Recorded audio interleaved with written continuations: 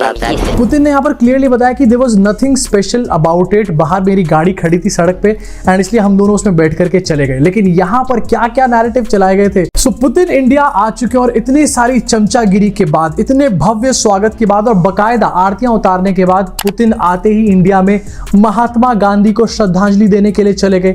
इसकी वीडियो आप लोग देख सकते होंगे स्क्रीन के ऊपर। मतलब क्या यार पुतिन भाई, तुम्हारे को आके बीजेपी आरएसएस के हेडक्वार्टर जाना चाहिए था।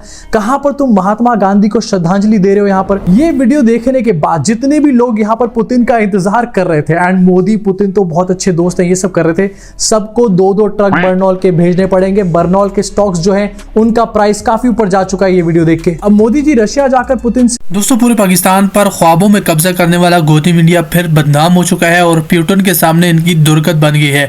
प्यूटन से पूछते हैं कि आप थकते क्यों नहीं है। प्यूटन ने आगे से जवाब दिया कि तुम लोग मेरे पीछे 3 दिन से साए की तरह चिपके हुए हो, तुम लोगों को थकना चाहिए, मुझे क्यों थकना चाहिए। ये दोस्तों इन्होंने पहले सवाल मोदी के साथ भी किया था और मोदी ने आगे से हंसकर जवाब दिया था कि मैं तो सुपरमैन हूँ, मैं तो एक महामानव हूँ। तो अब प्यूटन से किया तो प्यूटन ने उल्टा ही जवाब दे दिया। अब देखिए प्यूटन भारत आए हुए हैं, लेकिन दोस्तों इनकी खुद ही मीडिया की रिपोर्टिंग ऐसी थी कि एक तो गुल्लू एंकर रोने लग गया कि प्यूटन ने भारत की सरजमीन पर कदम रख दिया है। कुछ ही दिनों बाद आपको प्यूटन के बुत भी दोस्तों नजर आने वाले हैं, बल्कि आ भी चुके हैं। वहां पर मंदिरों में प्यूटन के बुत आ चुके हैं और उनकी पूजा तक शुरू हो चुकी है। मिले या फिर पुतिन इंडिया आए, लेकिन मोदी जी की खीखी यहाँ पर नहीं रुकने वाली एंड वो फिर से यहाँ पर देखने को मिल रही है। मोदी जी फिर से खीखी कर रहे हैं, लेकिन एक बात समझ नहीं आ रही है, पीछे वाला बंदा भाई तुम इतने सीरियस क्यों। अब जैसे पुतिन इंडिया पहुंचे, इंडिया पहुंचने के साथ ही जब वो फ्लाइट से उतर रहे थे तो मोदी जी बकायदा एयरपोर्ट नहीं पहुंचे, मोदी जी फ्लाइट के नीचे पहुंच गए पुतिन को रिसीव करने के लिए। मोदी जी का बस नहीं चल रहा था, नहीं तो मोदी जी चाहते थे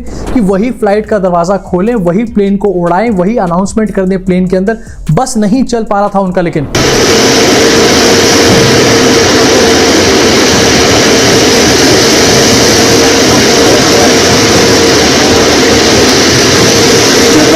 अब मोदी जी ने सारे प्रोटोकॉल्स तोड़ करके पुतिन को रिसीव किया एयरपोर्ट के ऊपर एंड फ्लाइट के ऊपर डायरेक्टली जाकर। लेकिन क्या जब मोदी जी रशिया गए थे उस टाइम पर पुतिन ने प्रोटोकॉल्स तोड़ी थी? क्या पुतिन ने इस तरीके से मोदी जी को रिसीव किया था, वेलकम दिया था? वेलकम शायद मोदी जी के भक्तों के हिसाब से बहुत अच्छा मिला हो, लेकिन ऐसा नहीं मिला था। एंड आपको 2024 की वीडियो दिखाना चाहता हूं जब मोदी जी रशिया गए थे। एरोप्लेन के नीचे तक तो छोड़ दो मोदी जी को लेने का, लेकिन पुतिन एयरपोर्ट पे भी नहीं मोदी जी को लेने के लिए गया था। एंड यहां पर मोदी जी सारे प्रोटोकॉल तोड़ के पुतिन को डायरेक्टली फ्लाइट से कैच करने के लिए जा रहे हैं। अब पुतिन के आने से मोदी जी एंड उनकी भक्त मंडली काफी ज्यादा खुश है, लेकिन गोदी मीडिया से ज्यादा खुश कोई नहीं हो सकता। एंड उसमें भी गुल्लू भाई साहब। आपने कभी अपने घर में कोई डॉग पाला है? डॉग, आप अपने डॉग को सुबह से शाम तक अपने घर में अकेला छोड़ के चले जाओ, जब आप वापस आओगे तो आपका डॉग कैसे रिएक्ट करता है?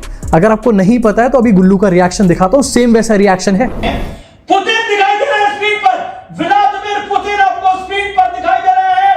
प्रधानमंत्री नरेंद्र मोदी उनको रिसीव करने के लिए अपने ब्लैक सूट में फिट स्मार्ट पुतिन तेजी से भारत की धरती पर दिल्ली पे कदम रखते हुए।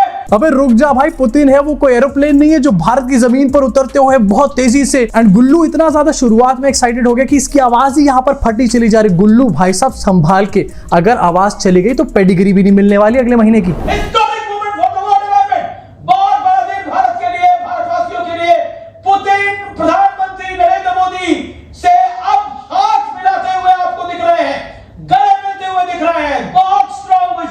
कंट्रोल करो भाई इसको, कोई कंट्रोल करो प्लीज, कहीं ऐसा ना हो कि इसकी पैंट गीली हो जाए एक्साइटमेंट के मारे।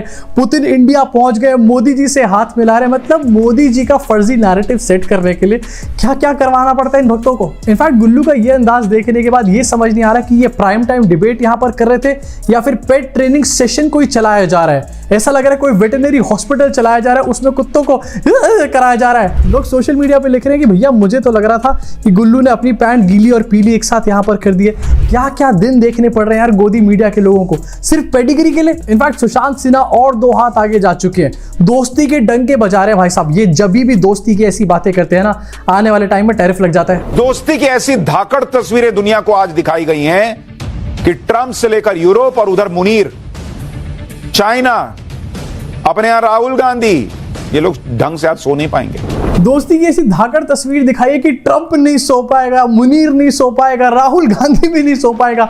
भाई तू सो जा आज रात को, सबसे ज्यादा इंपॉर्टेंट वही है, क्योंकि अगर तू नहीं सोएगा तो तू ऐसी शिट करता रहेगा न्यूज चैनल पे आके। इनफैक्ट मोदी मीडिया के कुछ लोग पुतिन से मिले थे एंड पुतिन से भी ये पूछ रहे हैं कि आप थकते क्यों नहीं है, थकते क्यों नहीं है। पार्ट 2 बन चुका है यहाँ पे।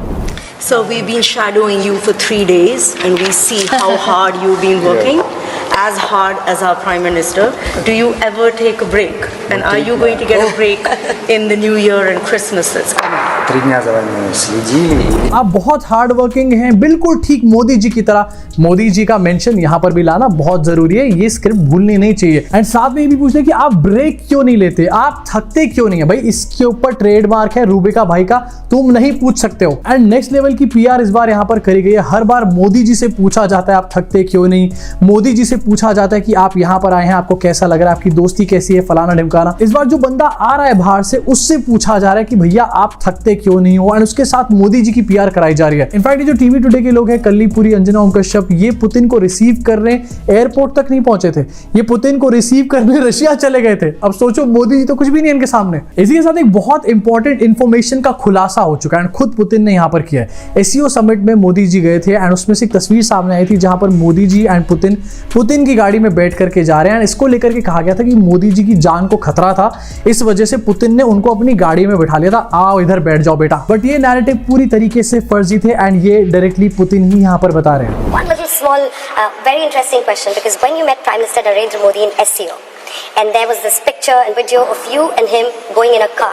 We just went outside into the street and my car was there and I suggested that we should get together just, as a sign of friendship, of comradeship. There's nothing, no complicated orchestration, just as friends. We got together in one car and we spoke. Along the road there was always something to talk about.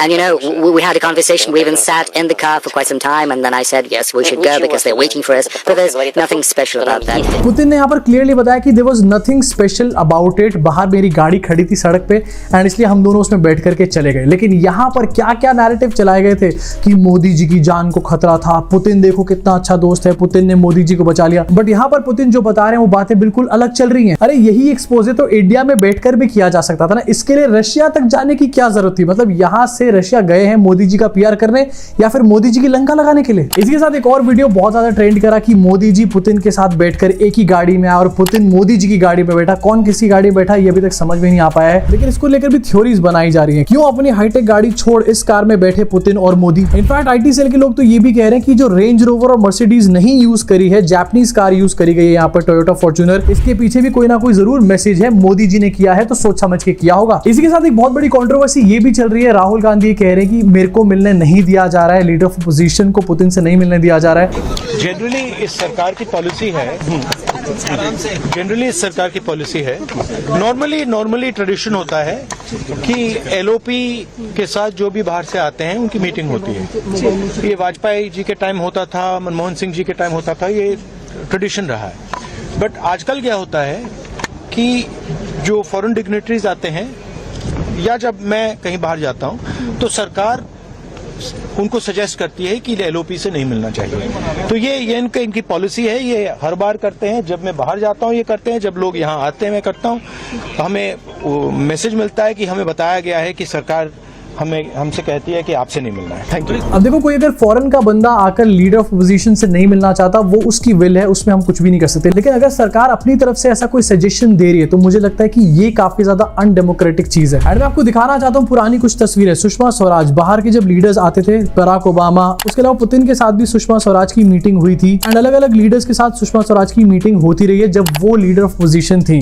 Modi ji नहीं थे ना, इसलिए इस time पर नहीं करवा रहे। लेकिन आखिरकार कहां तक इस सब चीज को रोक लेगी। जब श्रद्धांजलि देने की बात आ रही है तो गांधी जी को श्रद्धांजलि दी जा रही है ना, गोडसे या फिर सावरकर को तो दी नहीं जा रही। कोई बीजेपी आरएसएस के हेडक्वार्टर्स में तो ये लोग पहुंच नहीं रहे। इससे एक बात यहां पर क्लियर हो जाती है कि